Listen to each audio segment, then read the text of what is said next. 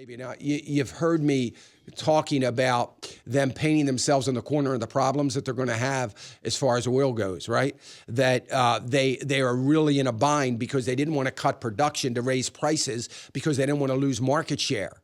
That was their big concern. They don't want the U.S. starting to sneak in on their market share, and they weren't willing to cut anything, cut any production.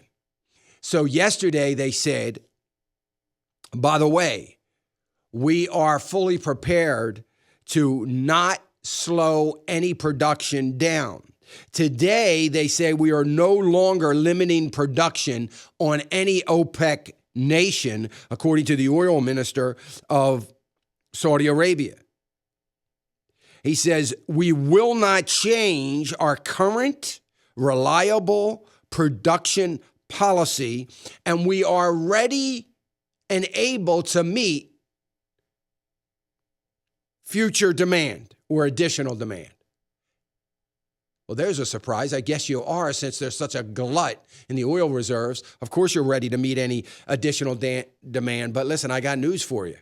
There's not going to be any additional demand, so don't get all excited about you're ready to meet it. All you are doing is continuing to drive prices lower. The lower you drive prices, the greater of a competitive edge you are giving the U.S. now that our 40-year ban on exporting oil is over. So what you are doing, oil minister of Saudi Arabia, is you're setting up U.S. companies to start snatching away the very thing that you have been concerned about since April in your refusal to cut production. Now, what are you going to do to hold on to market share as you continue production and allow the U.S. to creep in, assuming, of course, that U.S. oil companies are going to take advantage of this? They haven't been very quick to do that.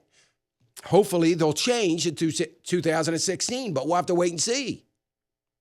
And this is what I'm talking about. Saudi Arabia has painted themselves in a corner, and they come off with a very arrogant statement of, hey, we're not cutting production. We're doing great. We're right on course. Okay. We'll see how you're on course after cutting your spending by 15% and raising utility prices, oil prices, energy prices to your people.